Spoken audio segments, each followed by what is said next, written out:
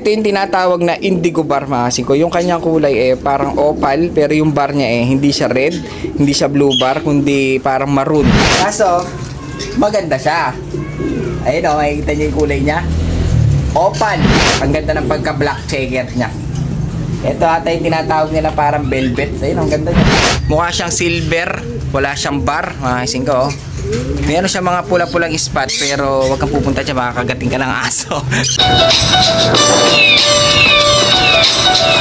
So yun mga kasingko, bali ngayong araw na to nailabas na pala natin lahat. Kahapon pa pala, nailabas na natin lahat ng mga binidyoan natin kahapon. Pero ngayong araw na to mga kasingko, meron na naman tropa pips na nagdala sa atin. Hindi pa gaano nababawasan yung kahapon, pero nailabas na natin lahat mga kasingko. Wala na sila. Pero ngayong araw na to, may nagdala sa atin mga tropa pips, mga kasingko. Tatlong tropa pips ang nagdala sa atin. Meron tayong isang pamilya, sige, ibig sabihin, kasama mga anak. Tapos meron tayong isang tropa, humabol to kagabi.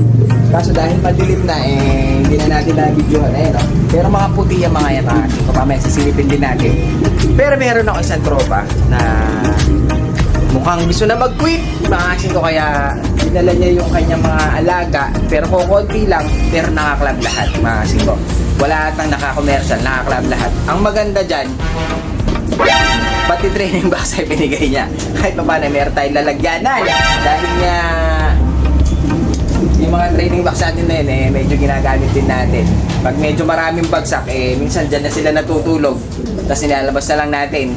Ngayon, meron tayong extra isa dahil tong training box ni tropa pips natin ayun medyo made of wood lang, gawa sa kahoy, pero matibay mga kasingko. Binigay na niya sa atin yung kanyang training box dahil nga mukhang magtatrabaho na si tropa natin, kaya hindi na niya maasikaso. Dinala niya yung mga ibang alaga niya dito mga kasingko. So yun, bali gagawin natin, isilipin natin dahil parang magaganda yung nasa training box kasi nakita ko kanina parang puro club ring. Ngayon, meron ako naispatan dito na maganda sa pamilyang to. Tapos yung dito, pwede na natin ilabas mamaya dahil mga parang pangkasal. Kung gusto yung magpakasal ulit, pwede kayong kumuha. Marami-rami to, mga kasingko. So yun, silipin natin lahat dahil mga bago to. Mga jackpot na naman. Bali, unahin natin mga kasingko yung mga dinala ng kagabi dahil nga humabol sa kagabi. Pa-closing na tayo pero may humabol dito. Kaso ano lang ito, 5 piraso. Silipin lang natin. Ito ata yung pinaka-breeder. Silipin natin yung pinaka-breeder. Ito mga kasingko yung pinaka-breeder niya. Baka gusto nyo mag-alaga ng mga pure white, baka gusto nyo magparami ng mga puti. May mga business dyan na mga party needs, kagaya ng mga nag-aano sa mga kasal, pwede nyong alagain yung mga puting ganito para pag nagrenta, complete package. Meron kayong mga ibon na yung mga kasingko.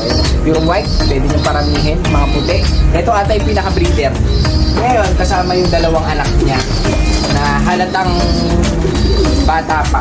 So, nakitaan ko siya ng mga markings ng pagkabata. Makita nyo, meron siya mga pink-pink. Sabihin, parang GMP3 ang pinapakain dito, mga red pellet. Kaya nagmamantsa silang ganyan. Tingnan nyo, mga kasingko. Parang kulay pink na. Kulay pink na yung mga kalapate. Ito yung anak ata niya. Bali, 4 na puti ang dinala sa atin. Ngayon, may naligaw na isang babae na isang kulay. Ayun mga kasingko, gray set siya, babae. Kasingko, naligaw to, pero maganda rin siya babae pa. May mga leg band sila mga kasingko, 2 pa. So yan, bali ito yung dinala kagabi, hinapulit to kagabi, kaya kinuha na rin natin. Total, pasara naman na tayo, kaya ngayon na natin binidyohan. Puro puti, marami rin kasi naghahanap dito ng mga pure white dahil nga yung iba inaalagaan, pinaparami. Pag dumadami kasi, pwede nyong iparenta sa mga pangkasal, mga magpakasal, mga kasingko. Mahal ang rentahan dyan. Makukuha nyo lang ng 100, pwede nyo parenta ng 500, isang kapa, diba? So yun, bali silipin natin mga kasingko. Etong pamilyang ito, isilipin natin dahil dun sa anak, tsaka dun sa isang parents niya mga kasingko, meron akong nakitaan na tingin ko maganda. Kung mahilig kayo sa rare color, maganda to. Dun sa young bird pa lang, sa tingin ko, gaganda siya. Kasi nagkaroon ako ng ganyan dati. Nung tumanda, dun gumanda. Silipin natin. Silipin natin yung isang buong pamilyang ito. Kung nakikita nyo isang black, Yung anak niya, isang black. Tapos ngayon, parang dito mayroon parang silver. Hindi po yan red bar, parang silver. Ngayon, yung tatay niya, akala mo blue bar lang. Pero hindi yan blue bar, mga kasingko, dahil yung kanyang red, yung kanyang bar, ayun o. Parang blue bar lang tinitignan. Pero kung titignan natin ito yung maganda, mga kasingko. Kasi kung titignan nyo, hindi siya red bar.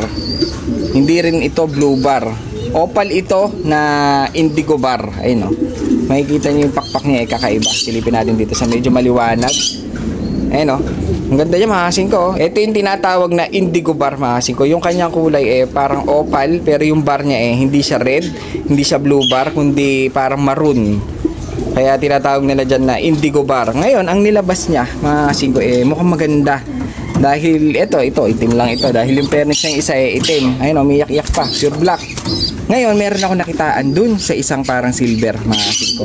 Sa tingin ko lalaki yan. Tingin ko lalaki ang inakay niya. Ayun, silipin natin. Nakapagpalabas siya dito, mga kasingko, na parang silver. Ayun o. Ngayon, tingnan natin mabuti kung bakit nakitaan ko na medyo mas maganda ito. Lagay natin dito, mga kasingko. Kung makikita niyo siya, mukha siyang silver. Wala siyang bar, mga kasingko. Meron siya mga pula-pulang spot, pero wag kang pupunta dyan, makakagating ka ng aso. Halika dito. Medyo lumilipad-lipad na pala. Ayan o. Kung makikita nyo siya, mga kasingko, wala siyang bar. Ayan o. Wala siyang bar Parang solid siyang gray. Kaso hindi pa lang talaga naglulugon. Ayan o, ganda niya. Ang maganda dito, mga kasingko, nakitaan ko siya ng parang magiging, meron siyang possible na magiging almond siya. Dahil, ayun o, lumabas na yung mga spot niya. Kung mapapansin niya, isitutukan natin. Ayun, mayroong maliliit hanggang katawan, mga kasingko. Ayun, may maliliit hanggang katawan, hanggang sa may buntot niya, mga kasingko, lumalabas na. Ayun, ganyan yung paanak ko dati ng almond Ayun, hanggang pakpak. Ayun, lumalabas. Ang maganda dyan, pag titignan mo mabuti, meron siya mga spot hanggang dito sa may mga leeg, sa may ulo. Ayun, mga kasingko, meron. Kakalat ito Ngayon, yung akin kasi ganito siya nung inakay. Ganito siya. Ganito yung inakay ko na konti-konti lang, ispat-ispat lang na ganyan. Kaso habang naglulugon siya, ayun, meron na siya sa leeg, mga kasingko Meron din siya sa ulo, kaso hindi lang ganong kita dahil sobrang liliit. Ayun Ngayon, nung naglugon yung akin, halos naging ganito. Unang anak yan nung ating almond. Unang anak nung ating almond, yung sinasabi ko sa inyong YB. Dati ganito siya, pero nung naglugon siya, halos naging ganyan na yung itsura. Kumakapal siya habang tumatanda. Habang naglulugon siya, kumakapal yung mga dark spot niya. Ayun meron na siya Kaya sa tingin ko, ito maganda ito. Parang gusto ko siyang gawing breeder Parang gusto kong videoan siya ulit pag gumanda na siya. Para makita natin na talagang nag-iiba yung kulay niya. Ayun marami siyang itim Hanggang dito, mga kasingko, sa may leeg niya. Mga kasingko, hanggang dito sa may leeg meron Hanggang dito, ayun hanggang leeg, hanggang sa loob ng katawan niya. Ayun maraming spot. Ayun dito nga medyo kumakalat na ayun hanggang pakpak niya meron din. Ayun ang hirap kasing hawakan, wala tayong hanggang pakpak niya meron. Hanggang pakpak sa kabila, meron. Dito medyo nagtutubo pala yung balahibo. Pero makikita nyo dyan sa may bandang leeg niya, meron ng guhit-guhit. Ayun may mga guhit-guhit na siya, mga kasingko. Nag-blurred lang kasi yung camera natin, pero napakaganda nung kalapate. Ito tingin ko to medyo gaganda ito kapag nag-mature na siya, mga kasingko. Kasi ngayon pa lang, parang silver na siya. Lalo na siguro pag pag nag full grown na, naglugod na, tingin ko gaganda dahil hindi lang kita sa camera, pero kitang-kita ko lahat ng mga spotted niya na maliliit. Tingin ko pang naglugon gaganda siya. Try natin siyang patandain kapag walang kumuha, mga kasingko. Bali, ito yung isang pamilya. Ngayon silipin natin itong naka-training box dahil sa tingin ko magaganda ito. Maka siya puro mga kasingko, puro blue war checkered lang pero magaganda. So yan, bali silipin natin itong nasa training box. 5 piraso lang naman, kaya tingnan na natin lahat, mga kasingko. Ang alam ko dito nakaklab siya lahat, kaya maganda para sa akin. So unahin na natin ito mga kasingko. Unahin na natin to. Ayun sabi ko sa inyo, una pa lang, mali na tayo, wala siyang leg band. Ano ba to? Kung napasama pa lang isa, wala siyang leg band. Kaso, maganda siya. Ayun makikita niyo yung kulay niya. Opal. May nasama sa ating opal, mga kasingko. Young bird pa. Ayun titignan niyo siya. Ang ganda ng kulay niya Tignan mo yung bar niya. Gray. Ayun, ang ganda ng bar niya. Gray na mamula-mula dito sa may bandang taas. Ganun din doon sa kabila. Ayun, ang ganda niya. Oh. Opal. Hindi ko lang alam kung anong opal to, mga singko. Opal lang. Ayun. Ganda ng kulay. Maganda naman yung kulay kahit wala siyang leg pad. Ngayon, silipin natin yung iba. Dahil yung 4 sigurado to club ring na. Meron tayo dito. Ito mga singko. Checker. Ayan. Black check na medyo mangitim-itim. Mukha siyang black check pero maganda-ganda. Ayan, ang ganda niya mga singko. Mukhang lalaki ito. Mukhang kak. Mga naghahanap ng club ring, ito na. Dahil dito sa pwesto ko, halos na club ang gusto nila.